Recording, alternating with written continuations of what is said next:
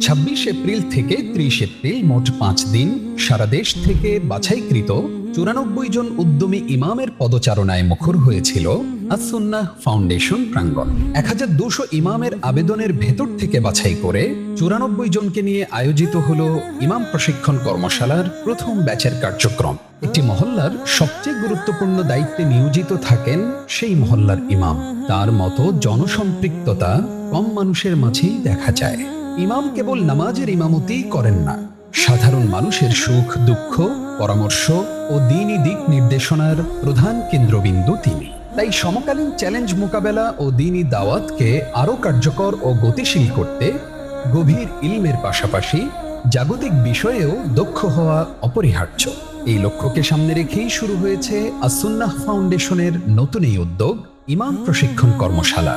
৫ দিন ব্যাপী এই কর্মশালায় ইমামের গুণাবলী ও বৈশিষ্ট্য, লিডারশিপ, ইমোশনাল ইন্টেলিজেন্স, দাওয়াহ ও মনস্তত্ত্ব, মুসলিম মানুষের সংশয় ও তার প্রতিকার, পার্সোনাল ডেভেলপমেন্ট, স্বাস্থ্য সচেতনতা, শরীর চর্চা, মসজিদকে প্রোডাক্টিভ করার কৌশল, public speaking, time management, fact checking ও মডার্ন টুলস ব্যবহারের মতো প্রায় ২০টি গুরুত্বপূর্ণ সময় উপযোগী বিষয়ে প্রশিক্ষণ প্রদান করা হয়।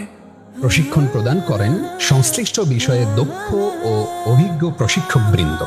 প্রশিক্ষণার্থীদের ৫ দিনের আবাসন, খাবার সহ যাবতীয় সব ব্যবস্থা ছিল আস-সুন্নাহ ফাউন্ডেশনের পক্ষ থেকে সম্পূর্ণ ফ্রি।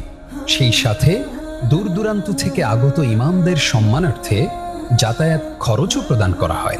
শুধু তাই নয়, প্রশিক্ষণ শেষে প্রশিক্ষণের আলোকে ইমামদেরকে নিজ নিজ এলাকায় বাস্তবায়ন করার জন্য বেশ কয়েকটি করণীয় ঠিক করে দেওয়া হয়েছে। পরবর্তীতে ইমামদের পারফরমেন্সের ভিত্তিতে আদর্শ মসজিদ ও শ্রেষ্ঠ ইমাম বাছাই করা হবে। আর হ্যাঁ, ইমাম প্রশিক্ষণের এই আয়োজন নিয়মিত চালু থাকবে ইনশাআল্লাহ। আমরা বিশ্বাস করি এই প্রশিক্ষণ থেকে অর্জিত জ্ঞান ও দক্ষতা আমাদের ইমাম ভাইদের অর্পিত দায়িত্ব পালনে আরো আত্মবিশ্বাসী করে তুলবে। তাদের মাধ্যমে সমাজে ছড়িয়ে পড়বে সুন্নাহর আলো এবং উন্মোচিত হবে মানব সেবার এক নতুন দিগন্ত।